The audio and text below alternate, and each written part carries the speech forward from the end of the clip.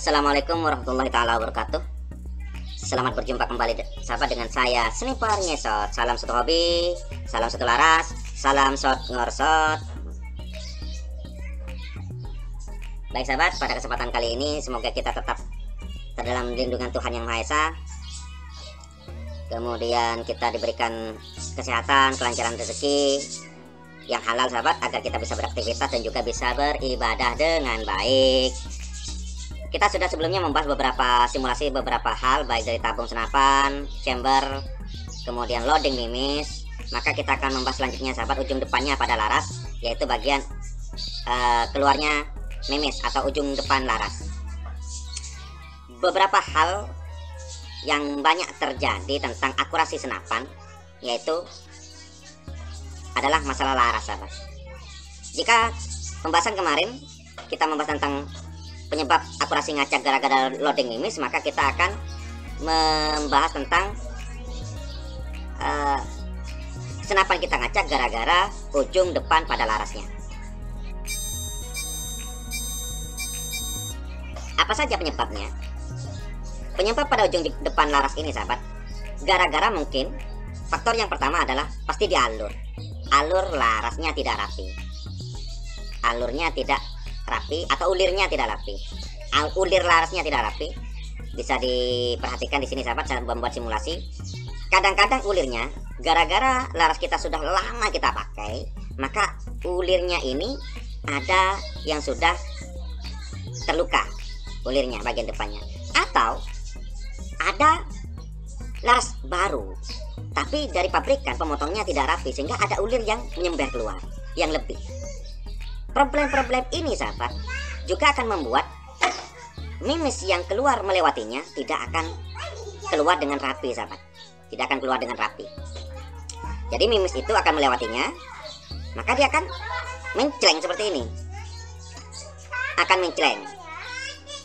Ketika sudah mencleng semacam ini, jangan harap akurasinya bagus sahabat. Atau bisa saja mimis ini dimenclengkan gara-gara tekanan angin yang keluar dari laras yang mengikuti mimis ini penyebarannya tidak rapi, dikarenakan posisi di sini banyak yang terpotong bawahnya, alurnya terpotong sehingga penyebarannya tidak rapi, ataupun posisi pemotongan ujung depan pada laras ini tidak rapi, maka angin yang mengikuti laras, angin yang mengikuti mimis di bagian belakangnya ini penyebarannya tidak rapi. Itu pun akan membuat mimis kita mencleng. Maka apa yang harus kita lakukan jika ujung depan laras kita ini sudah bermasalah?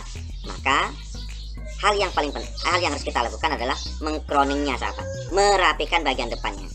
Nah, pada episode sebelumnya saya sudah contohkan bagaimana mengcroning laras dengan baik sahabat, yaitu dengan baik dan mudah. Yaitu kita cukup mengambil, kalau umpamanya kita tidak punya alat bor dan sebagainya, alat bubut dan sebagainya sahabat, maka kita cukup mengambil gotri atau peloran yang kemudian diberi. Kenapa kok harus menggunakan peloran? Saya usulkan menggunakan gotri karena gotri itu lingkarannya rapi sahabat, lingkarannya lurus, lingkarannya bagus lah. Maka kasih amplas bagian depannya, kemudian kita gosokkan sahabat di lubang larasnya. Tapi kalau senapan yang menggunakan nipel, maka kita harus buka dulu nipelnya karena larasnya ada di dalam serombong. Beda kalau umpamanya seperti halnya laras-laras yang sudah laras tebal OD13, biasanya sudah tidak menggunakan serombong dan biasanya sudah ujung depannya langsung ketemu dengan ulir larasnya. Kalau yang OD laras yang OD8 seperti halnya uklik-uklik AC, Barata dan sebagainya itu sahabat, maka nipelnya harus dibuka dulu, diambil larasnya, kemudian kita rapikan bagian depannya. Usahakan kerapian bagian depan kita membuatnya sampai, kalau mampu sahabat, sampai berbentuk huruf V. Berbentuk huruf V sampai agak cekung ke dalam sahabat, itu agak cekung ke dalam. Apa tujuannya? Agar sebaran anginnya itu rapi sahabat, agar sebaran anginnya itu rata, agak cekung ke dalam. Ada dua faktor, ada dua manfaat sahabat. Yang pertama adalah alurnya akan rapi, akan kita kena semua. Yang kedua adalah agar sebaran angin ini akan rapi. Jadi kita ketika sudah memasukkan, ketika angin yang mengikuti mimis di bagian belakangnya ini melewati ujung laras ini sebenarnya akan rapi dan juga alurnya akan rapi, maka mimis ini pun keluarnya dengan rapi, maka akurasinya pasti lebih baik. Tapi sahabat, saya cuma memberikan saran, jika senapan sahabat sudah benar-benar akurasinya jos, maka tidak perlu sahabat untuk mengkroning laras. Ini hanya kroning laras ini dilakukan jika senapan sahabat itu benar-benar ngacak. Sudah di zeroing berapa kali nggak pernah nitik-nitik, bisa saja masalah yang ada pada ujung larasnya bisa kita kroning. Tapi kalau senapan sahabat sudah baik, sudah jos, nggak perlu dikroning, nanti malahan jadi tambah parah sahabat.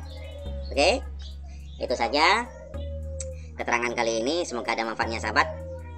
Mohon di like, di subscribe agar saya bisa memberikan informasi yang lebih baik lagi. Terima kasih. Assalamualaikum warahmatullahi wabarakatuh.